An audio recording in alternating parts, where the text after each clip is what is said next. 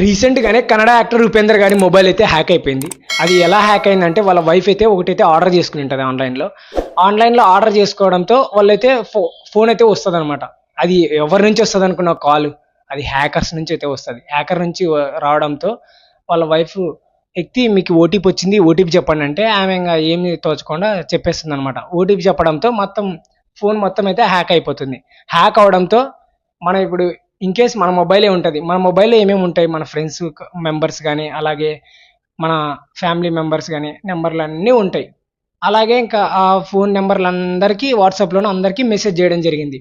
నాకు అర్జెంటుగా మనీ కావాలని వేలతో మనీ అయితే వసూలు చేసింటారు హ్యాకర్స్తో.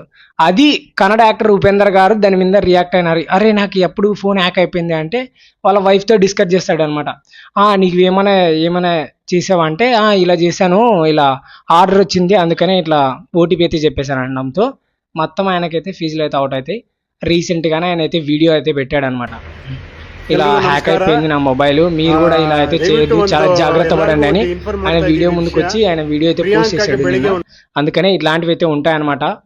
అంటే హీరోలువే వాళ్ళు టార్గెట్ చేసి ఇట్లా హ్యాకర్స్ చేస్తున్నారంటే కామన్స్ పీపుల్ ఇంకా చాలా జాగ్రత్తగా అయితే ఉండాలన్నమాట. కొంతమంది తెలియక ఉంటారనమాట విలేజ్లో కానీ, మీకు ఓటీపీ వచ్చింది చూడంటే తొందరగా చెప్పేస్తారనమాట. ఇలా చెప్పొద్దు, నార్మల్ డెలివరీస్ బాయ్స్ వచ్చినా కూడా చెప్పొద్దు అసలుకి. మనం కళ్ళ ముందర లైవ్లో చూసుకొని మన ఆర్డర్ కాదా, అది మన పేరు ఉందా లేదా అనేది చూసుకొని మనం ఓటీపీ అయితే చెప్పడం జరుగుతుంది. అలాగే కొంచెం చాలా అంటే చాలా జాగ్రత్త పడండి. ఇవి చాలా చోట్ల అయితే జరిగినాయన్నమాట. చూడండి, మరి ఒక యాక్టర్నే ఇలా మొత్తం లాక్కోవాలని చూసినారనమాట మనీ.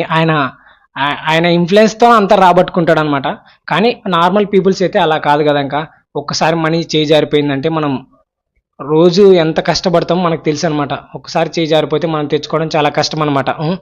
మనం పూట గడవాలంటే మనం కష్టపడి వచ్చి మనం డబ్బులు అయితే సేవ్ చేసుకుంటాం. మనకి ఏదో నచ్చిన ప్రోడక్ట్ మనము ఆన్లైన్లో పర్చేజ్ చేసి కొనుక్కుందామని చూస్తాం.